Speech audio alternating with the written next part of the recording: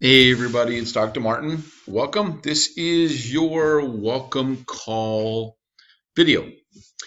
So the objective of this quick video is to basically supplement in case I'm not able to catch you guys. Come on, flippy here. What the heck happened? Just walked across the street to get some lunch and a little windy today.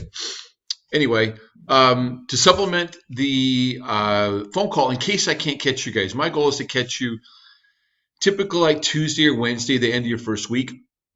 But if I'm not able to find you on the phone, hopefully this will get you all the information that you need. So basically what I like to do is kind of rehash a little bit of things we've talked about in the main welcome announcement video.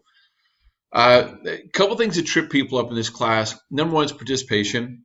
Okay, by now you kind of figured out you need to post twice a week for your DQs and 3 separate days for your participation. With mine, the biggest thing is this.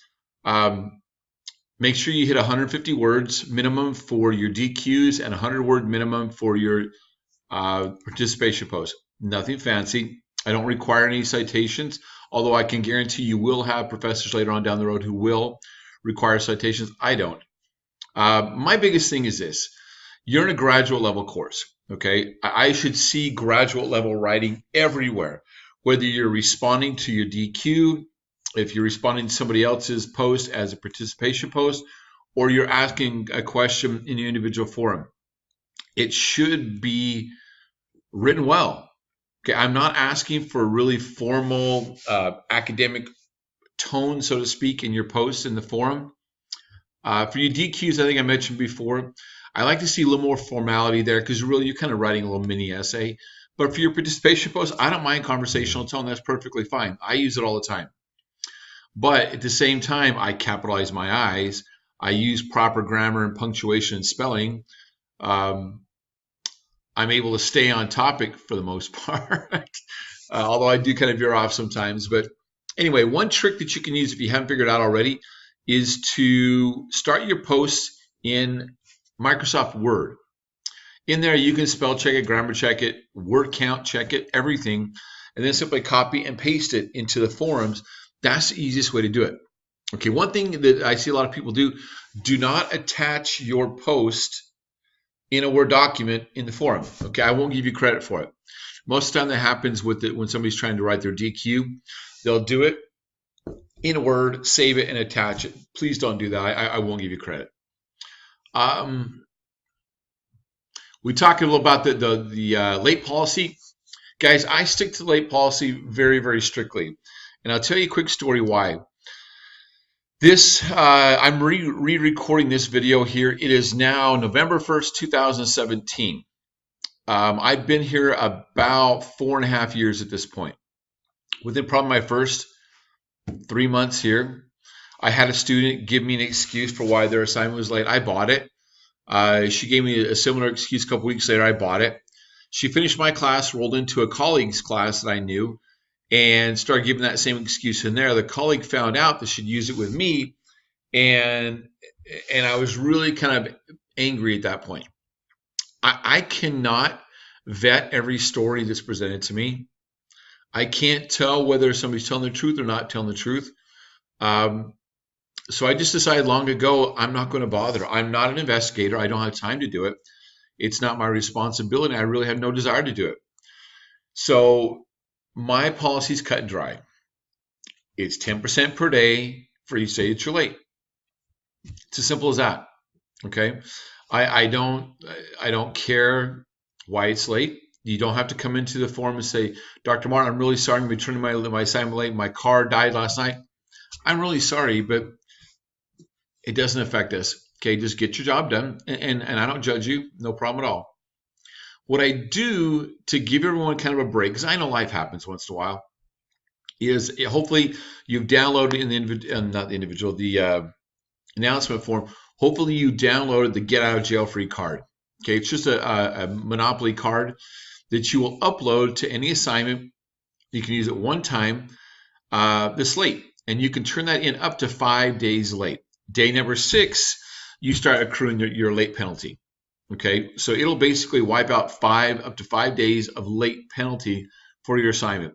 Don't use it for a 20-point assignment, not worth it. Save it for something big if you have to use it. So everyone kind of gets out of jail one time for free.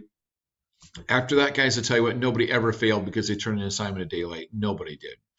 If you're habitually turning in late, that's a different story, but that's not a late policy issue. That's a you issue.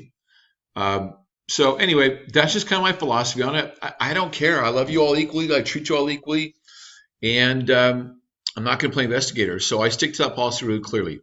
To piggyback on that, and I'm sure you know this one by now as well, midnight, the last night of class, is the deadline. I cannot accept anything past that time. Tonight, ironically, is the end of one of my SEC 501 classes. And I just posted that to my students there, that I cannot accept anything late. You know, I don't know if I even mentioned this before. You all, when you started your program, you had your first, I think, 2 classes with full-time faculty, and then you've had adjuncts since that point. I'm full-time. I just teach adjunct here as well. So I'm actually full-time. I'm here all day, every day, it feels like. So this is my job. I don't teach someplace else and then moonlight here at Grand Canyon. I'm here full-time. So that may not make a difference to you, but just understand that I am very, very deeply ingrained in what we do here. That's probably why I stick to these policies so closely, because I live and breathe them every day. What else can I tell you? Just work hard in this class, okay? My feedback is not meant to be critical. My feedback is just meant to be real, okay? There have been times in the past where I've said something and a student has become, I don't want to say offended, but they didn't like it because maybe I didn't package it in a warm little fuzzy ball for them. I'm a realist, everyone. Okay, you've got to understand that. I see what happens in those classrooms every day. I know, I've been there. I know what it takes to become an effective teacher. My job is to get you as prepared as possible to be ready to go. If you're already in the classroom, I'll be able to help take you to the next level when it comes to classroom management and engagement strategies, which is exactly what this class is. If you're working towards your certification, I will help you to get yourself ready for that student teaching experience and to take over your own classroom. That's my job. That's what I specialize in. That's what I take pride in. So if my comments are not really elaborate, drawn out, and they're kind of short bullet point type things, that's just kind of the way my brain thinks. Please don't take offense to it if I don't give you a huge, elaborate, warm and fuzzy post about what you did or what you didn't do, okay? But take every single word that I say at face value and exactly what it says, okay? Please don't read into if I can talk, into anything I say. I think I mentioned before, the best ways to contact me absolutely is in an individual form, number 1, okay? You're welcome to call me. I ask you, please do not email me. I get, like most of you that have other jobs, I get 1,000 emails a day that your email may just get lost in the junk. I try and clean it out every day. It doesn't always happen. So if you email me over the weekend, I may not even get to it Monday. Your absolute best bet is to send me a message in individual form. I check those multiple times each day. You're also welcome to call me if you'd like. However, if I just ask you if this is an issue that we can figure out and I can give you advice or whatever needs to be in the individual form, let's do that. Because what I typically do is if you call me at 10 o'clock in the morning, leave me a voicemail, I'm probably not going to return your call till after 4 or 5 p.m. Phoenix time. Okay, that's just the time I have blocked off before I head home each day to make phone calls or return calls. If you call me 3 o'clock in the afternoon, I may not call you back till the next morning either. We technically have 24 hours to return phone calls. So I prioritize those things, and what happens is somebody will leave me a voicemail and then they'll go in the individual forum and ask me the same question. I'll answer it in there. And that's typically the best bet for you. So if you need to talk and you need kind of a longer explanation or information, please give me a call or shoot me a message in the individual form and say, hey, can you give me a call? This is my best time available, and I'll call you. Okay. But just know that the phones are not as efficient as this instant message, this individual forum. Plus, as terrible as my memory is, I need to have a paper trail that I can follow from our conversations. Okay, that's really probably the number one reason why for me is that I need to be able to follow that paper trail to see what we talked about, what agreements we made, suggestions I gave you. I need to see it in black and white there. Is there anything else I need to tell you? That's probably it. Yeah, I'm sure there's other things, but I know I've scattered them throughout the thing as well. Read every single word that I post. Please use my templates. That was another thing. Please, please, please, please, please use the templates. I cannot require them per GCU policy, which again I stick to exclusively, but your assignments will be so much cleaner, so much neater, so much stronger because I basically created the outline for you. Plus, it helps me to grade much, much easier because I know exactly what I'm going to be looking for, what should be under this particular heading. Please use the templates. This class has some pretty intricate templates that I've created for these assignments. If you go by what the syllabus says directly, it's a little confusing.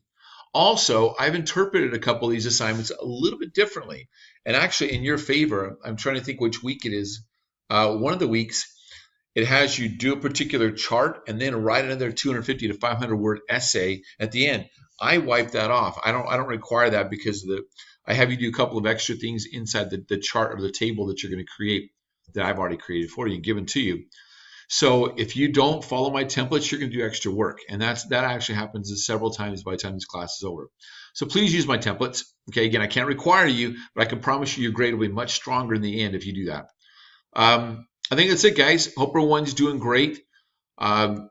Relax. This is going to be a great class, but I promise you this is going to be one of the most important classes you'll take this entire program. Okay, because unless you can command the respect of your students, unless you can have your class organized and engaged, it doesn't matter what your content is that you have to deliver because it'll never get across. So anyway, love you guys, and I'll see you on the forums.